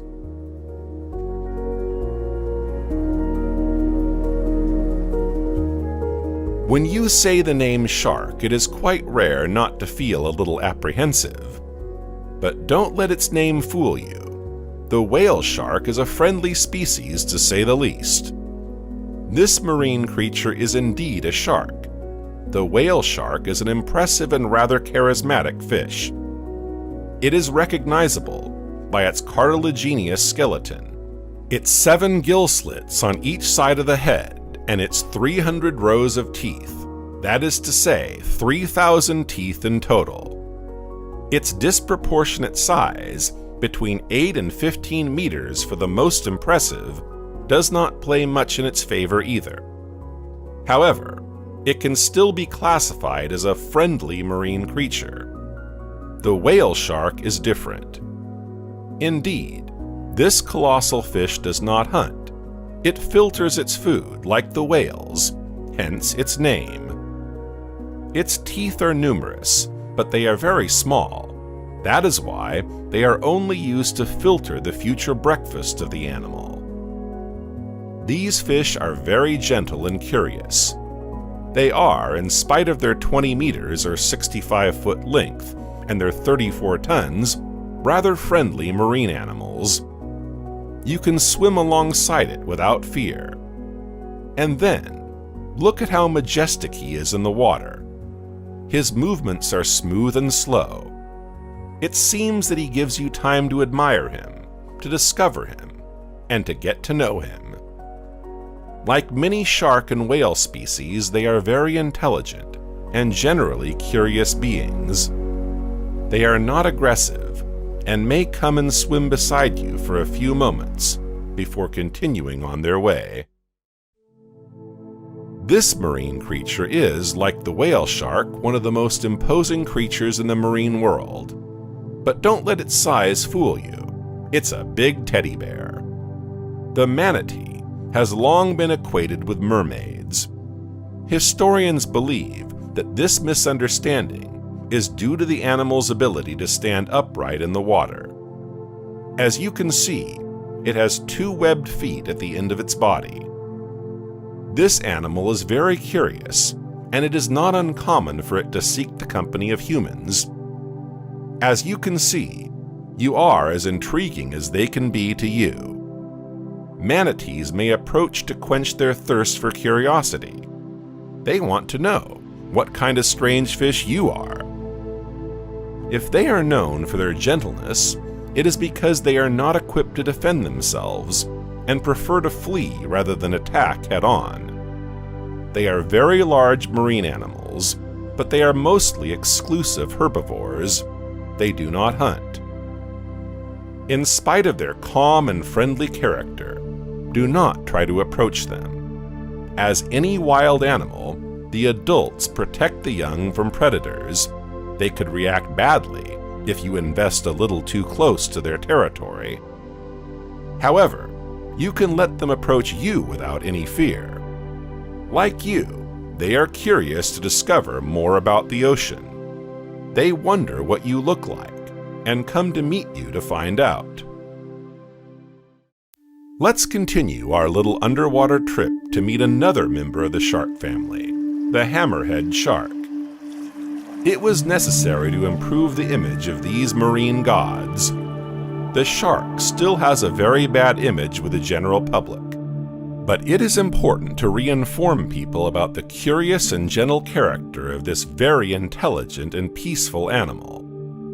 Indeed, its rather peculiar head does not play in its favor, but hammerhead shark attacks are very rare. Many divers enjoy a moment of sharing with these animals during their underwater investigation, and they all came back enchanted by their journey in the ocean.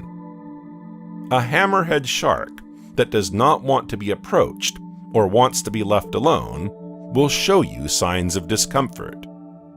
If these signals are clear, they are not at all aggressive. It will, for example, have faster and jerky movements to let you know that it is no longer seeking contact. Like the whale shark, you can swim safely alongside it. It is curious by nature and will enjoy your company for a while. Then, when he has quenched his thirst for discovery, he will leave as quietly as he came. Moments like this are magical. To swim a few meters away from such majestic and impressive creatures leaves an inexhaustible memory. The emotions are so strong that they seem almost palpable. Oh, here, look at this mass of vegetation and rock. You see these long yellow and orange tubes. They are marine sponges. Further on in the blue tones and in the shape of a vase, it is another species of a marine sponge. The colors are so beautiful and surprising in the ocean. These sponges are a bit special. Unable to move to feed themselves, sponges have developed a system of circulation and filtration to be able to catch their food. Their main predator is the starfish, even if some fish and sea turtles are also fond of them. After this little break in the middle of rocks and marine sponges, I would like to take you to meet another animal. Otters are not necessarily very attached to humans and do not particularly seek their company. What makes them so charming is their cute faces, but also their jovial and playful character. Mothers are very gentle and protective of their young. Look at this young female, who lets herself be carried by the waves. She cradles her offspring on her belly. In her features or attitudes, she sometimes seems very close to a human being.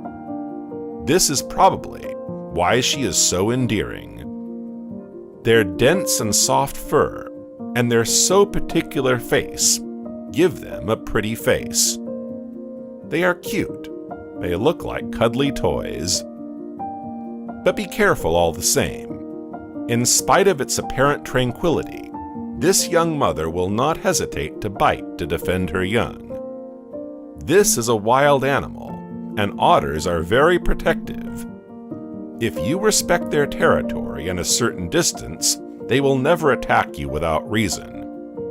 The otter is not a threat to humans, but like any animal, you have to respect its nature and its needs. How about returning to the warm waters of the world?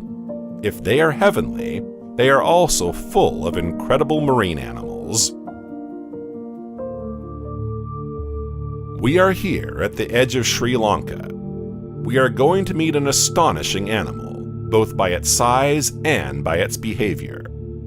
The sea devil, also called giant eagle ray, has long been frowned upon, especially by fishermen. Indeed, according to the legend, these marine creatures used to drag boats to the bottom of the oceans.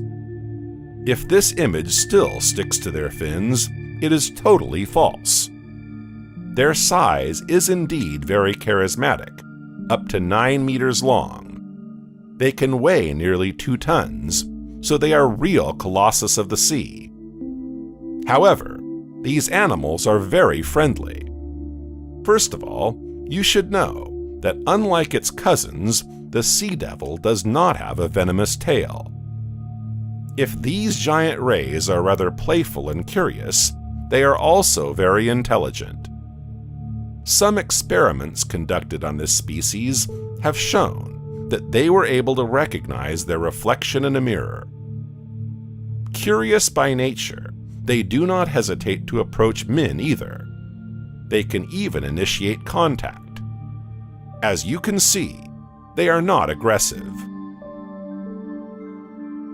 I invite you to follow me to discover the biggest marine animals in the world. On land, the elephant, the rhinoceros, or the giraffe are famous for their exceptional silhouette. But it is in the ocean that you will be able to admire the most impressive of them all. The marine world is full of creatures, each more extraordinary than the last. The ones we are going to see now would collapse under their own weight if they had to live on land. You have seen many mollusks so far, but none as big as the one we are going to see together. Meet the giant clam. It lives up to its name. You probably can't imagine it when you see it in its natural environment, but it measures more than 1 meter long and weighs nearly 220 kilos, that is to say, more than 3 feet long and nearly 485 pounds. Another particularity of this wonderful specimen of the seas, its color. Each of these clams is unique. No 2 clams have the same color as each other. Look how beautiful this one is. Treat it with a lot of gentleness and care, because it is undoubtedly an old lady that deserves our greatest respect. She may live 100 years. The giant clam is far from being the only species to play in the heavyweight category of the ocean floor. The fin whale is the second largest mammal in the world and can reach 26 meters, or 85 feet in length, and weigh 75 tons. Yes, you heard me right, 75 tons. How can an animal of such a large size move through the water with such ease? The rorqual lives in groups and rarely approaches the coast. It is a gentle and peaceful animal. As incredible as it may seem, just like elephants, which are herbivores, these animals feed essentially on plankton. So it is not a terrible predator, but rather a colossus with a tender heart.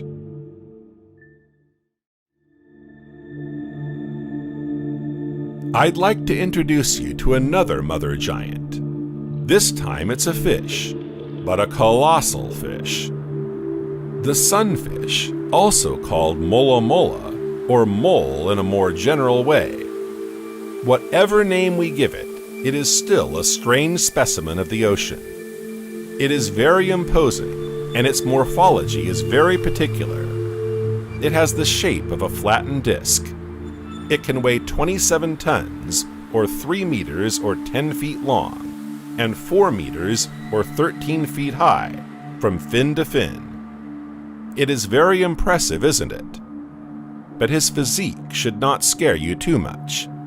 You'll find out in a few moments he is not an aggressive or dangerous animal, quite the contrary. And then you see, it has not always been this gigantic size. The sunfish is tiny at birth, but by gaining 500 grams a day, this extraordinary fish is 60 million times bigger as an adult than when it was a young fish. Imagine if such growth occurred in humans. But this imposing morphology has more or less embarrassing consequences for him. It swims very slowly, and many skin parasites take advantage of it to nest on the mola mola. Some scientists have observed several dozen species on the same specimen. How does it live serenely with so many parasites? Well, I let you observe the behavior of this wonderful male. You will understand very quickly that this one is as friendly as clever. He does not hesitate to call for help to other species. Those little fish you see on the side of his belly, the cleaning wrasses, are a precious support. They feed on the small invertebrates that have taken up residence on our wonderful mole. This is what we could call a symbiotic relationship. Both help each other to survive. But when that is not enough, the sunfish pulls out another secret weapon. He calls on the seagulls and gulls. Look, that's what he's doing right now. He's flapping his fins on the surface of the water to attract the attention of these birds. Known for their ferocious appetite and greed, they are quick to intervene and feed on this young sunfish. If he approaches, don't be afraid. Of a curious nature, he will surely come to meet you. But he is not aggressive. He simply likes to discover and understand. It is another rorqual, also called whale, which proudly takes the first place of the podium, the blue whale. The largest specimens can reach 32 meters long, or more than 100 feet long, and weigh up to 200 tons. Fortunately for us, despite its absolutely incredible size, the blue whale is not aggressive. Quite the contrary. It is rather calm and peaceful. Its diet is limited to krill. They are often assimilated to shrimps and live in swarms of up to 30,000 individuals per cubic meter of water. The blue whale has made them its favorite food. It can ingest up to 4 tons of them per day. These giants of the sea live in the 4 corners of the world, but they are not always easy to observe. We are incredibly lucky to be able to observe this small group of blue whales. I'll let you enjoy this sweet show for a few more moments. Then I'll take you to meet other extraordinary creatures that inhabit our oceans. The beluga whale is probably the friendliest and gentlest of all marine mammals. According to scientists and oceanologists, it could even dethrone the dolphin from its first place. Indeed, contrary to the dolphin, which can sometimes attack another congener, this fact is much rarer in the beluga. And then, with its white color and its pretty face, it's hard not to fall in love with it and consider it a friend of the sea, isn't it? Belugas are very social animals, so much so that they can interact with other groups with ease and kindness. They expand their network, which sometimes leads to the formation of very large groups of belugas. What is also very special about them is their facial expressions. Just like humans, we can perceive certain emotions simply by observing their expressions. They are almost the only marine beings able to modify the shape of their lips. This can give sometimes very funny, or on the contrary, worried or sad features. Just like whales or dolphins, belugas emit sounds to communicate. Their forehead is perfectly equipped to perceive these subtle frequencies. It is nicknamed the canary of the sea. It is of course not because of its unusual size or its color, but because of its very particular song that this pretty nickname was given to it. Dolphins. Yes, we couldn't talk about the oceans and the most extraordinary marine creatures in the world without paying special attention to these wonderful princes of the sea. Dolphins are known for their curiosity and sympathy towards humans, but many other species of animals, including dogs, have managed to establish an extraordinary complicity with these animals. They are curious, playful, and even mischievous sometimes. They are also inventive, ingenious, and endowed with absolutely incredible cognitive abilities. Dolphins have always fascinated mankind through their intelligence and their extraordinary social skills. These marine mammals are very protective of their group members. This is even more the case when it is a pregnant female. She carries her young between 10 and 18 months, depending on the species of dolphins. The young female you see in the center of the group is a pregnant female. And if so many people are swimming beside her, it's for a good reason. In dolphins, the mother-to-be is very protected. All the females in the group form a kind of close guard. They each take great care of the young mother. But this solidarity, this group spirit, does not stop there. The female will also have a godmother. This godmother is an older female who will accompany her throughout her pregnancy and give her the benefit of her experience and protection. When the time comes, the mother-to-be and her sponsor will move away from the group. They will get closer to the shallow waters in order to facilitate the ascent to breathe, as well for the young mother as for the future baby to be born. The birth is a magical moment in the ocean, and we will be able to witness this exceptional event. Look, the baby finally comes out of its mother's belly. We can see the tail. It is indeed the tail that comes out first in dolphins, then the body, and finally the head and the vent. Nature does things well. One would think that, like for us humans, an exit through the head would be easier. Easy maybe, but very dangerous for this young dolphin. A reflex inhalation could occur and have serious consequences if the delivery turns out to be longer or more difficult than expected. As you can see, the godmother is always by the side of the young mother. She acts as a midwife and takes care of her throughout the birth. When the mother needs to feed, it is again the godmother who will take over and protect the young dolphin as fiercely as if it were her own pup. Education is a group affair for this marine mammal. Everyone takes part in this precious and essential task. After 5 months, he will be able to feed himself and will benefit from the protection of the whole family, of which he is now a full member. He will learn all the communication codes and social behaviors of his group. These two dolphins touching their fins are saying hello in a friendly way. The sounds produced by dolphins probably all seem more or less similar to you. But our ears are not educated enough to perceive all the subtleties of their language. According to recent studies, the dolphin has a vocal repertoire of nearly 14 signals. The intensity, structure, or duration differ and allow to develop a complex communication. But the dolphin, despite its beautiful voice, uses many other communication processes, including postures, behaviors, and even distances. These beings are very tactile.